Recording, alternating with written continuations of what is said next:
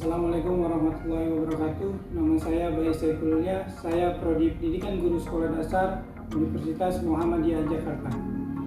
Di sini saya ingin mereview kembali produk apa yang sudah saya buat, yaitu pembelajaran digital untuk memenuhi tugas UAS mata kuliah Ilmu Pengetahuan Sosial.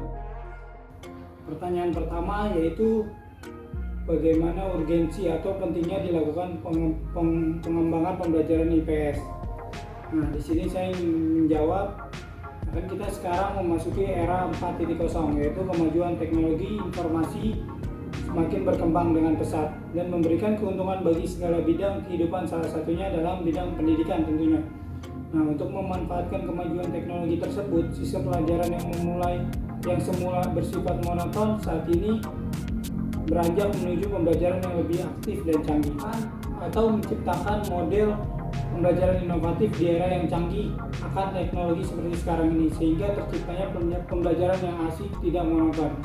Kemudian dalam pembelajaran ilmu pengetahuan sosial berbasis digital, materi yang disampaikan oleh pendidik juga harus lebih menarik tentunya, agar peserta didik tidak bosan dengan materi tersebut. Dan yang terakhir intinya, jadi di era yang canggih seperti sekarang ini, kita sebagai calon guru harus menciptakan media yang baik, yang bagus, agar anak-anak ketika pembelajaran tidak bosan atau monoton. Makanya saya bikin media pembelajaran digital berbasis digital dengan menggunakan aplikasi Adobe Flash. Itu banyak fitur-fitur di dalamnya yang membuat pembelajaran lebih menarik. Nah, tadi kan poin A tentang urgensi, dan poin B sekarang hal-hal apa saja sih yang bisa dijadikan dasar pengembangan pembelajaran. Itu ada kurikulum. Nah, kurikulum itu sangat berpengaruh. Ada yang menggunakan kurikulum ini itu udah banyak kan kurikulum. Nah, itu disesuaikan kepada pembelajarannya juga, situasinya juga. Itu sih yang dijadikan dasar pengembangan pembelajaran kurikulumnya. Itu yang paling penting, karena kan apalagi kita sekarang di era digital atau milenial nih. Nah, kayak digital itu sekarang teknologi sudah canggih. Nah, itu kurikulum seharusnya juga lebih canggih biar anak-anak bisa kayak belajar itu dari mana aja gitu. Poin yang C yaitu apa nama produk yang saya bikin. Nah, jadi produk yang saya bikin itu namanya pembelajaran inovatif berbasis digital menggunakan aplikasi Adobe Flash. Itu dia namanya. Kemudian poin yang D, pertanyaannya produk yang dihasilkan termasuk jenis apa, sumbernya dari mana, kemudian menggunakan media apa. Sini saya ingin menjawab. Jadi produk yang saya hasilkan ini berbasis digital tentunya, termasuk jenis pembelajaran interaktif. Kemudian materi di dalamnya saya mengambil dari buku guru dan dari internet. Ini cocok untuk kelas berapa? Nah, di sini saya ingin menjawab, sebenarnya media yang saya buat ini cocok untuk anak dari kelas 1, kelas 2, kelas 3 itu semuanya cocok sebenarnya. Tapi kan kita ketahui bahwa anak kelas 1, kelas 2, kelas 3 belum paham betul untuk mengoperasikan apa yang namanya teknologi. Jadi mungkin itu paling kelas tinggi kayak 4 ke atas, SMP pun bahkan bisa cocok untuk menggunakan media pembelajaran seperti itu. Oke, pertanyaan selanjutnya, jelaskan SK dan KD atau KI yang berkaitan dengan materi produk yang saya buat. Oke, saya ingin memberikan jawabannya. Pertama, dari standar kompetensi dulu atau SK. Yang saya buat dalam pembelajaran interaktif ini yaitu memahami apa itu IPS atau ilmu pengetahuan sosial. Kemudian mengetahui siapa saja pahlawan nasional yang mempunyai jasa di bidang masing-masing. Seperti Ki Haji Dewantara contohnya, dia di bidang pendidikan. Nah, kemudian jasa-jasa pahlawan dan menghargai jasa-jasa pahlawan tersebut yang berkaitan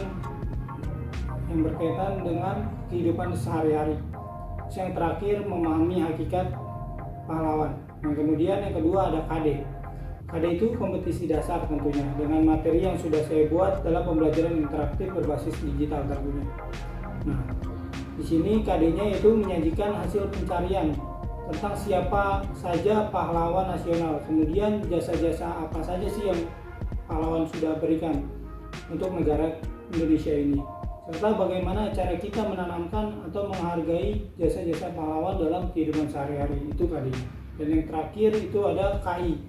Nah, materi yang sudah saya buat di dalam pembelajaran interaktif ini yaitu KI-nya menciptakan dan menghasilkan pemahaman tentang pahlawan-pahlawan nasional yang ada di negara Indonesia tentunya. Kemudian menanamkan atau menghasilkan sikap atau rasa untuk menghargai jasa pahlawan nasional negara Indonesia yang kita cintai ini. Seperti itu. Oke, sekarang masuk ke dalam poin G. Poin G itu pertanyaannya, bagaimana sih tahapan proses pembuatan produk ini? Jadi saya ingin menjawab. Jadi pertama tentunya berunding kepada teman-teman produk apa yang mau dihasilkan atau media apa yang mau dihasilkan. Nah, kita berunding. Kira saya mengemukakan ada nih kayak aplikasi Adobe Flash, ini pembelajaran digital inovatif, dia fitur-fiturnya banyak, cocok untuk ditanamkan di sekolah-sekolah dasar karena banyak fitur-fiturnya, anak-anak kan sering demen yang seperti itu. Kemudian yang kedua, setelah merunding, langsung kita membuat langkah pertama yaitu intro. Nah, pembuatan intro ini dibuat tanggal 15 Desember 2021 dan selesai pada tanggal 20 Desember 2021. Intro tersebut backgroundnya dibuat langsung di Adobe Flash-nya tentunya dengan menggunakan shape itu seperti kotak, persegi panjang dan lain-lain. Kemudian ditambahkan teks untuk menjadi pelengkap dan diaminasikan dari samping kanan dan kiri. Kemudian yang terakhir, saya itu menambahkan button untuk masuk ke dalam bagian menu nantinya. Jadi ketika diklik buttonnya itu akan masuk ke yang kalian pilih. Misalnya kalian pilih video, maka muncul videonya seperti itu. Terus yang ketiga, setelah berhasil membuat intro di tanggal 20 Desember 2021, kita langsung membuat menu, tepatnya setelah selesai membuat intro. Nah, di tanggal 20 alhamdulillah menu tersebut rampung atau selesai. Menu itu isinya kayak profil kelompok, pengetahuan ini berisi pemahaman tentang IPS, tentang pahlawan, sejarah pahlawan, menghargai jasa-jasa pahlawan, memahami hakikat pahlawan. Kemudian ada di bawahnya itu demo. Demo itu berupa video yang sudah kelompok saya buat itu tentang pahlawan tentunya. Kemudian di bawahnya lagi ada kuis. Kuis ini berisi soal-soal tentang pahlawan tentunya.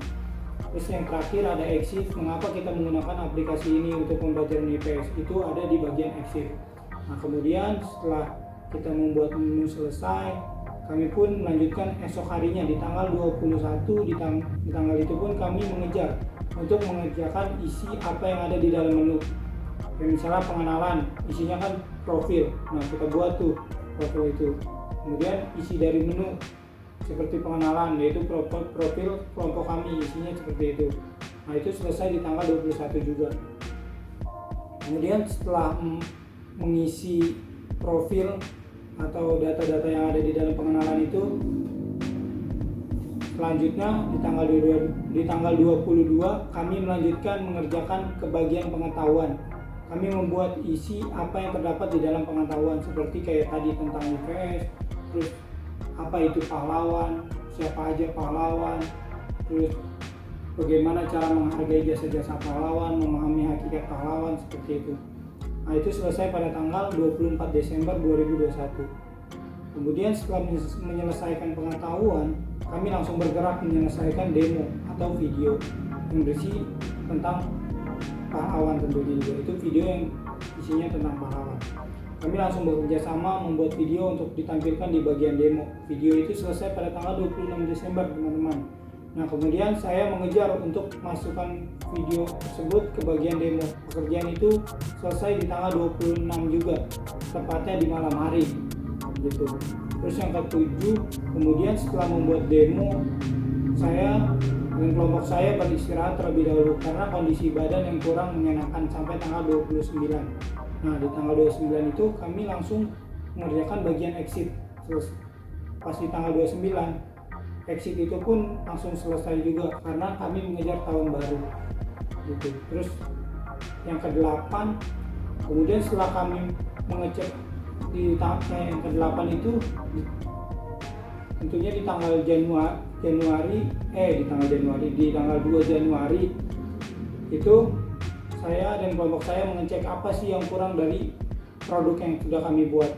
Sekalian kami itu memburning itu masukkan videonya ke dalam CD, terus menyetak cover CD, menyetak stiker CD itu yang ada di CD itu depan-depannya. Nah itu kami langsung ke percetakan di tanggal 2 Januari 2022. Dan hasil pekerjaan kami kumpulkan ke meja dosen itu di tanggal 8 Januari 2022, tepatnya hari Sabtu jam 2 siang gitu. Nah setelah poin G yaitu bagaimana proses membuatnya, sekarang ada poin H. Poin H itu apa sih kendala yang terjadi ketika membuat produk tersebut. Nah kendalanya itu yang pertama yang saya hadapi dalam mengerjakan produk ini yaitu malas tentunya.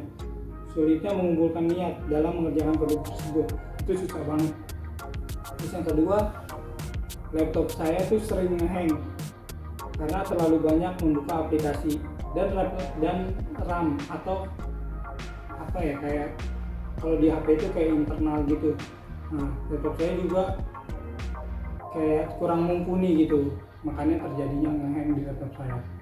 Terus yang ketiga, badan yang tidak kuat atau dipaksakan dalam mengerjakan sehingga gampang lelah gitu. Kan kita juga tidak tahu badan kita capeknya kapan, kayak gitu kan kita tidak tahu.